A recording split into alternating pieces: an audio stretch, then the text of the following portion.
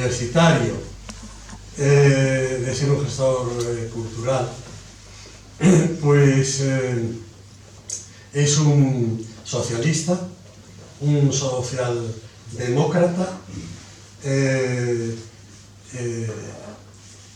una persona que vivió en su familia lo que significó la guerra civil.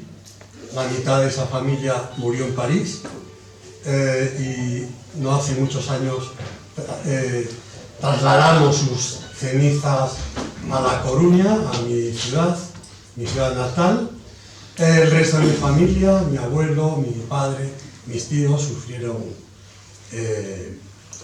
digamos que una persecución, un acoso durante muchos años, porque además teníamos la desgracia, entre comillas, la maravilla de ser de una ciudad y de ser de una comunidad como Galicia maravillosa, pero la desgracia de ser la ciudad del caudillo, a donde iba todos los veranos y al que teníamos que soportar allí y yo acompañar a mi abuelo a la comisaría de policía para decir que no iba a atentar contra Franco.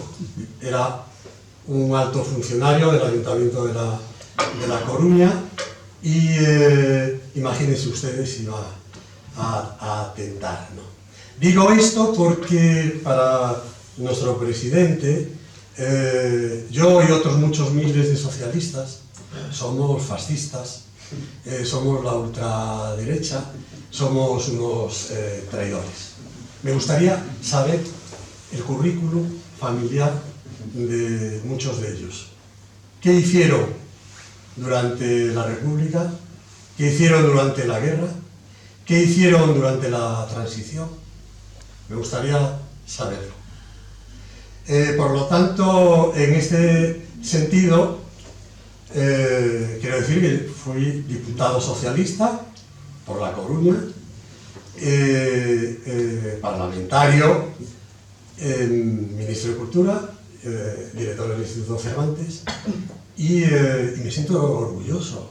Y yo no dejo de serlo. Podría decir que ya no comulgo con esas opiniones, sí, pero no con este presidente y lo que está haciendo y lo que está llevando a cabo, y con este Partido Socialista que no tiene que ver mucho ya con nosotros, un partido que pacta con Bildu, con los etarras, con Esquerra Republicana, con Podemos, etcétera, etcétera.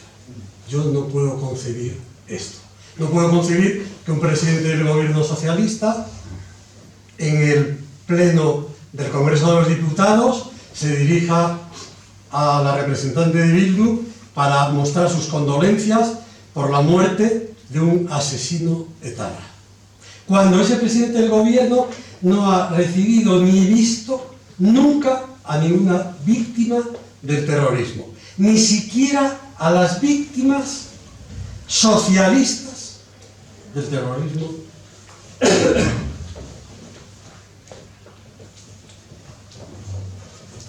Pero no voy a seguir por aquí.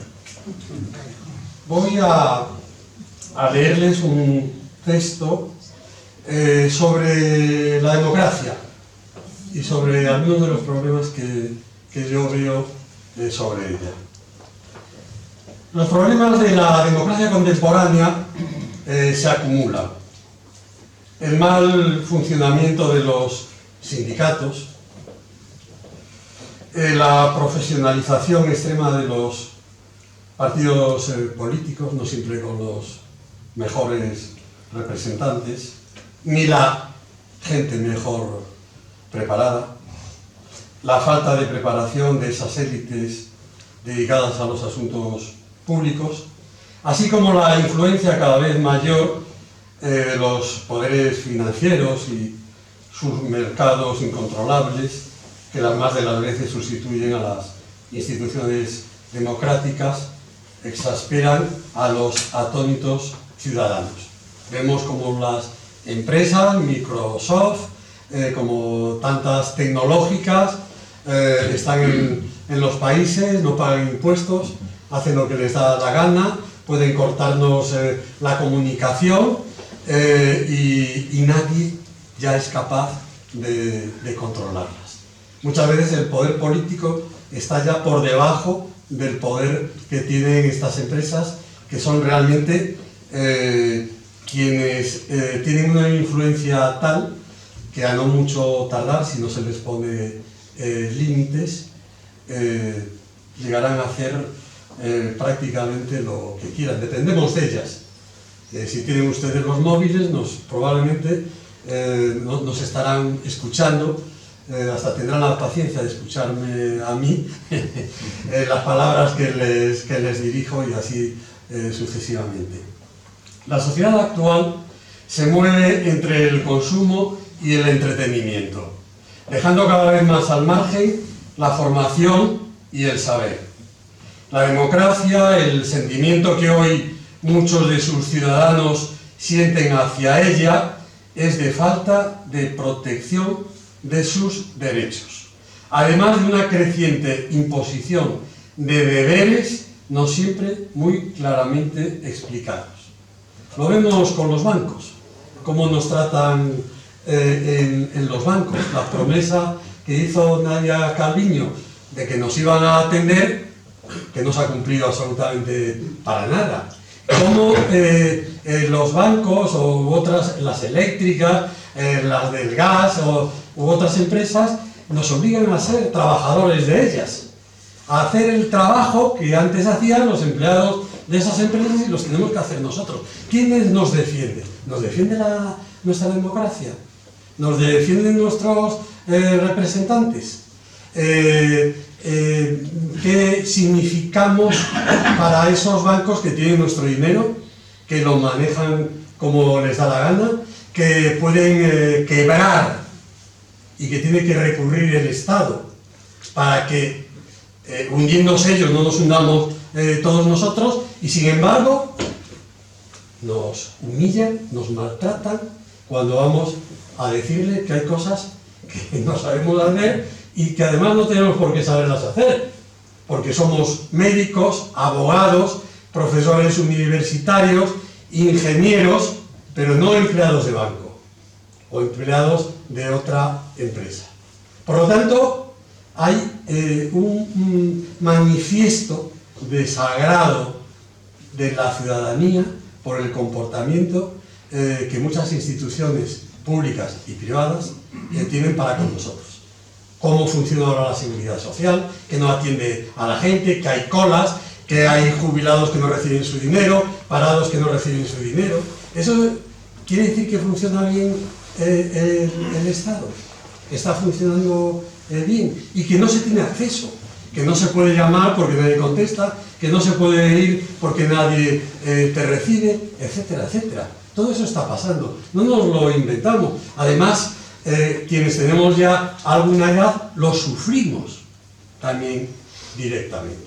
Y eso afecta a la idea que tenemos de la democracia como algo que cuida, que nos ha cuidado y mucho, pero que debería seguir cuidando a sus ciudadanos. Porque al fin y al cabo, nosotros somos la democracia. Cada uno de nosotros somos una parte de esa democracia. Y dependen de nosotros muchas de esas instituciones. La democracia, el sentimiento que hoy muchos de sus ciudadanos sienten hacia ella, es de falta de protección de sus derechos, además de una creciente imposición de deberes, no siempre muy claramente explicados. Por ejemplo, los conflictos con la hacienda pública. Hablamos de la seguridad social, los conflictos con la hacienda pública. ¿Quién entiende muchas de las cuestiones de la hacienda pública si no fuera gente especializada que nos hace nuestra declaración de la renta, etcétera, etcétera? Cada vez es más difícil la interpretación de la ley. Yo estudié Derecho, como dijo Jesús, estudié Ciencias de la Información, creo que soy una persona de cierta cultura y cierta civilización, hay muchas interpretaciones de la ley que no se entienden. Por ejemplo, la persecución que hemos sufrido los escritores con los derechos de autor. Y que todavía seguimos. Se ha aprobado una ley ininteligible, en la que sí dicen que se pueden cobrar los derechos de autor, nuestras conferencias, nuestros seminarios, nuestros artículos, pero sin que sea algo habitual. ¿Y qué es la habitualidad?